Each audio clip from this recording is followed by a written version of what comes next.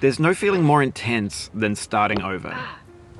If you deleted your homework the day before it was due, as I have, or if you left your wallet at home and you have to go back after spending an hour in the commute. If you won some money at the casino and then put all your winnings on red but it came up black.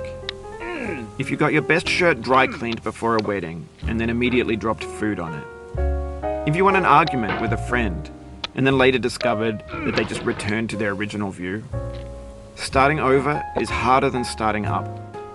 If you're not ready for that, like if you've already had a bad day, then what you're about to go through might be too much. Feel free to go away and come back. I'll be here. Alright, thanks for coming with me on this trip. I'll understand if you have to take a break at any point. Just find a safe place to stop and quit the game. Don't worry, I'll save your progress, always, even your mistakes. This game is a homage to a free game that came out in 2002, titled Sexy Hiking. The author of that game was Jazzuo, a mysterious Czech designer who was known at the time as the father of B games. And B games are rough assemblages of found objects. Designers slap them together very quickly and freely, and they're often too rough and unfriendly to gain much of a following. They're built more for the joy of building them than as polished products. In a certain way, Sexy Hiking is the perfect embodiment of a B game. It's built almost entirely out of found and recycled parts, and it's one of the most unusual and unfriendly games of its time. In it, your task is simply to drag yourself up a mountain with a hammer. And that act of climbing, in the digital world or in real life, has certain essential properties that give the game its flavor. No amount of forward progress is guaranteed. Some cliffs are too sheer or too slippery. And the player is constantly, unremittingly in danger of falling and losing everything. Anyway, when you start Sexy Hiking, you're standing next to this dead tree that blocks the way to the entire rest of the game. It might take you an hour to get over that tree, and a lot of people never got past it. You prod and you poke at it, exploring the limits of your reach and your strength, trying to find a way up and over. And there's a sense of truth in that lack of compromise. Most obstacles in video game worlds are fake. You can be completely confident in your ability to get through them once you have the correct method or the correct equipment or just by spending enough time. In that sense, every pixelated obstacle in Sexy Hiking is real. The obstacles in Sexy Hiking are unyielding, and that makes the game uniquely frustrating. But I'm not sure Jazzuo intended to make a frustrating game. The frustration is just essential to the act of climbing, and it's authentic to the process of building a game about climbing. A funny thing happened to me as I was building this mountain. I'd have an idea for a new obstacle, and I'd build it, test it, and it would usually turn out to be unreasonably hard. But I couldn't bring myself to make it easier. It already felt like my inability to get past the new obstacle was my fault as a player rather than as a builder. Imaginary mountains build themselves from our efforts to climb them, and it's our repeated attempts to reach the summit that turns those mountains into something real. When you're building a video game world, you're building with ideas, and that can be like working with quickset cement. You mold your ideas into a certain shape that can be played with, and in the process of playing with them, they begin to harden and set until they're immutable, like rock. And at that point, you can't change the world. Not without breaking it into pieces and starting fresh with new ideas. For years now, people have been predicting that games would soon be made out of prefabricated objects, bought in a store and assembled into a world. And for the most part, that hasn't happened, because the objects in the stores are trash. I don't mean they look bad or that they're badly made, although a lot of them are. I mean they're trash in the way that food becomes trash as soon as you put it in the sink. Things are made to be consumed and used in a certain context, and once the moment is gone, they transform into garbage. In the context of technology, those moments pass by in seconds. Over time, we've poured more and more refuse into this vast digital landfill that we call the internet. It now vastly outnumbers and outweighs the things that are fresh and untainted and unused.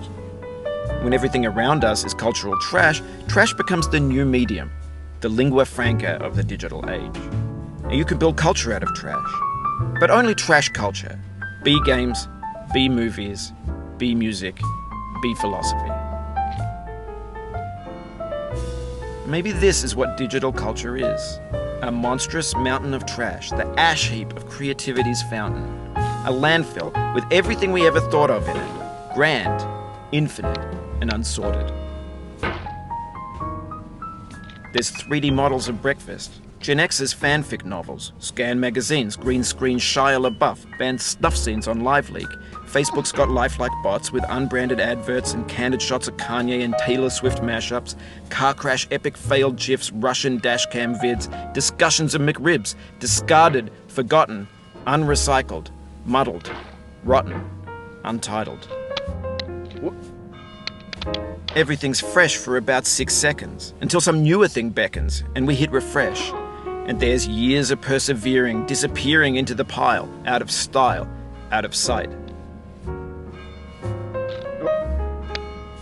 In this context, it's tempting to make friendly content that's gentle, that lets you churn through it but not earn it. Why make something demanding if it just gets piled up in the landfill, filed in with the bland things? When games were new, they wanted a lot from you. Daunting you, taunting you, resetting and delaying you. Players played stoically. Now everyone's turned off by that. They want to burn through it quickly, a quick fix for the fickle, some tricks for the clicks of the feckless. But that's not you, you're an acrobat. You could swallow a baseball bat. Now I know, most likely you're watching this on YouTube or Twitch, while some dude with 10 million views does it for you, like a baby bird being fed chewed up food. That's culture too. But on the off chance that you're playing this, what I'm saying is, trash is disposable, but maybe it doesn't have to be approachable. What's the feeling like? Are you stressed? I guess you don't hate it if you got this far. Feeling frustrated? It's underrated. An orange is sweet, juicy fruit locked inside a bitter peel. That's not how I feel about a challenge. I only want the bitterness. It's coffee. It's grapefruit. It's licorice. It feels like we're closer now. Composer and climber, designer and user. You could have refused, but you didn't. There was something in you that was hidden, that chose to continue. What? What? What?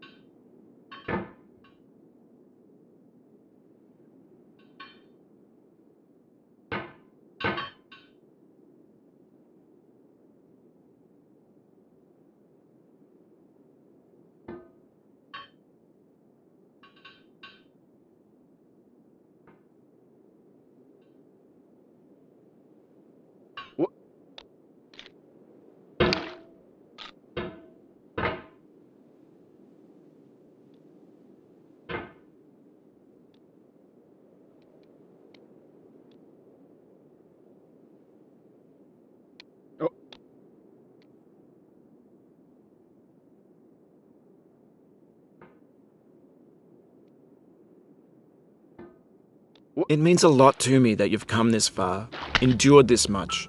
Every wisecrack, every insensitivity, every setback you've forgiven me is a kingly gift that you've given me.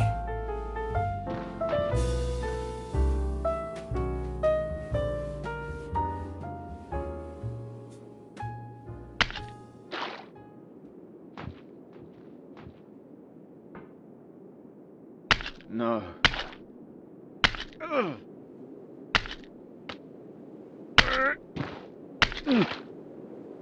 We have the same taste, you and I.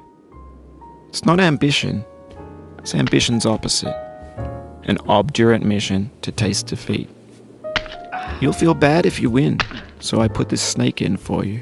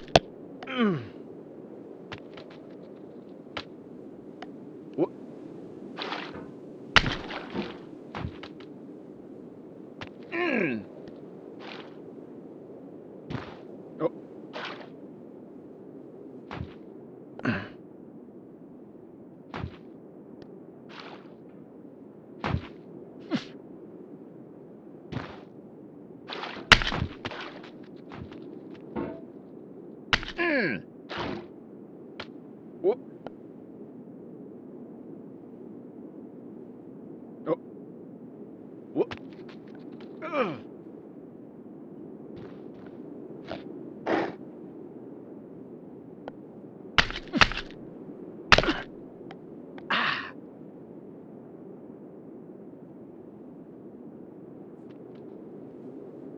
Whoop.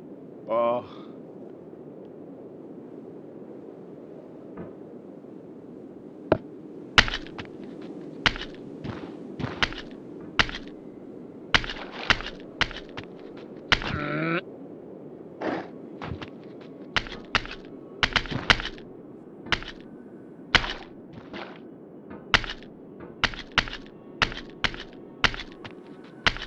Have you thought about who you are in this? Are you the man in the pot, Diogenes? Are you his hand? Are you the top of his hammer? I think not. Where your hand moves, the hammer may not follow, nor the man, nor the man's hand. And this here is will, his intent, the embodied resolve in his uphill ascent.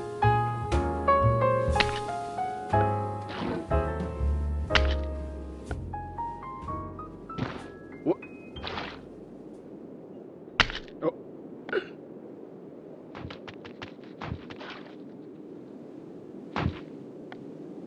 Whoop.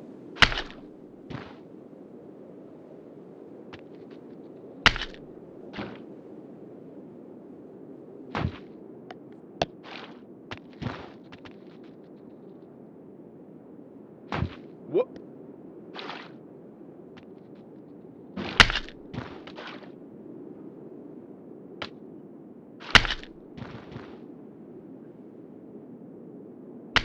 Whoop.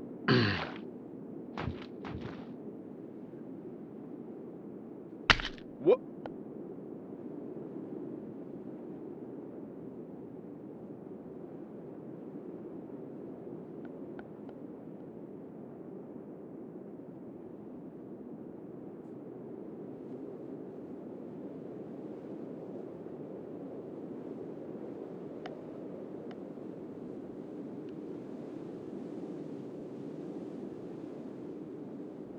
Whoop. Whoop.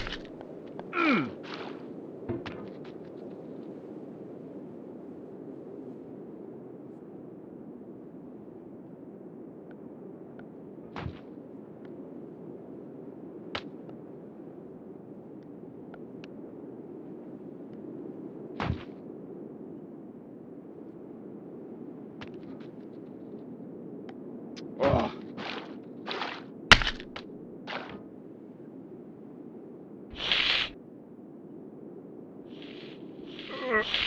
Oh, you just lost a lot of progress. That's a deep frustration, a real punch in the gut.